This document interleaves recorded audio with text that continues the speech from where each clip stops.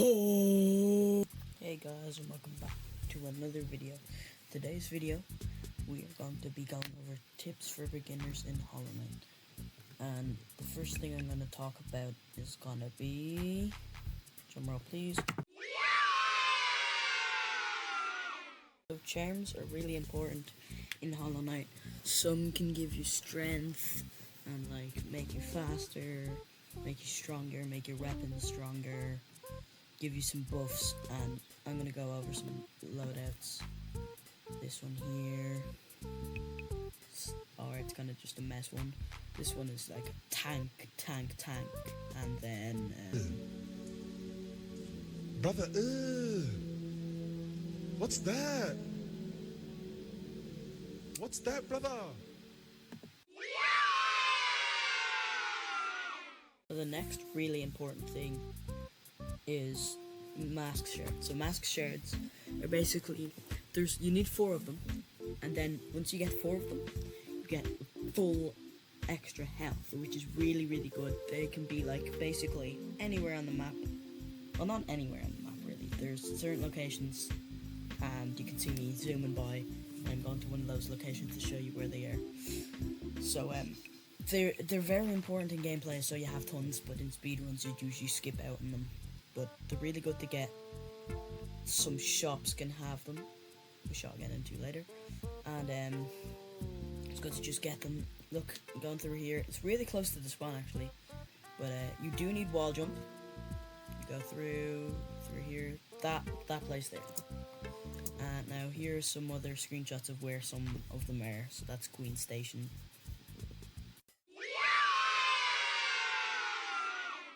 The next really important part is benches.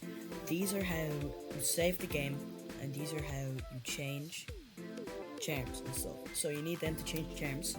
They're really important. They're basically, these are actually all, I said the mask shards are, no, they're not really, but these are really like quite a bit on the map, but they can be scary in locations like Deep Nest where there's not that many. And here we're in the shop. Right next to spawn in Dirtmouth, where you can buy a bunch of pins. One of them is a pin for benches. You can check your map, and you can see them. Compass charm is also important. There's another shop, Sly's shop actually. Just the shop you can get that, which is the other one that is there. And see me just get some of these charms here. Blah blah blah. Yeah, I got through here. So the main ones are the bench ones. They're very important. They're probably some of the most important. The tram one can be good, and the stag one. They're the main ones, and some markers are good as well. You can see me getting these. They're quite important. You can mark places if you want. You don't have to. They're completely mandatory. You do not need to do that at all. But it's just a nice little thing to do, you know. And you can check on the map, and you can have all this here. So that. So next up, we have shops. So shops are really important for buying things. As you can see here, I bought everything off Sly already. But they can give you mask shards. Like Sly's one gives you mask shards. They can give you charms. He can give you some charms as well, actually, as well. And sometimes you have to fight to get through some. Like as you can see here, this one, you need to beat the boss Crow's mother to get past. It's a really easy boss. Really easy. Actually, and right here, you do need dash though to get over here. And this is Salubra or something her name is. Oh, I forgot. Wait, it might say here. Yeah, Salubra. So, it's her shop. So she sells charms and stuff. So most of these charms are hers. Well, not most of them, but some of them are. I don't know exactly which ones are. But quite a few of them are. I think. So Shaman Stones definitely is one of the best ones in the game. I don't really use it though. She sells, I think, quick, what's it called? Quick focus. Quick focus is one. Heavy blow might be one. It might be one. I don't know. I might be wrong. Oh no, I think that might be Sly one. Long nail is definitely one, and lifeblood heart is one. there's quite a few of them. That is ours, but shops can be really important for buying certain items, getting stuff. They're really good.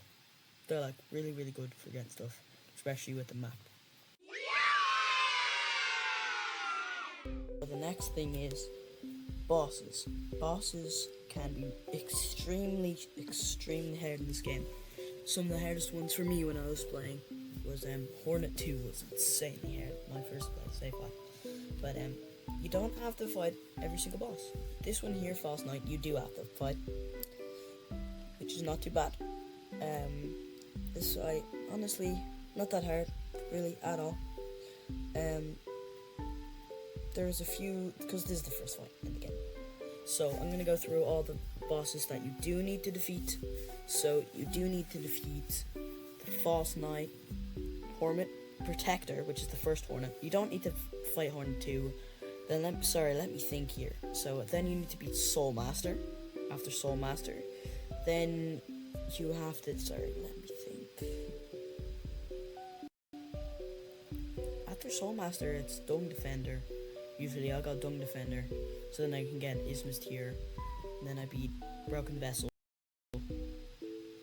Then Watcher Knights. And then after Watcher Knights, I beat Umu. And then I beat the Hollow Knight. And really only 8 bosses you really have to defeat. They're not that bad. Like Hornet here. Well, this is with everything, but still. Hornet is really easy. Even with just the spells and stuff that you have, they get along the way. Certain items. It can be really hard at the start.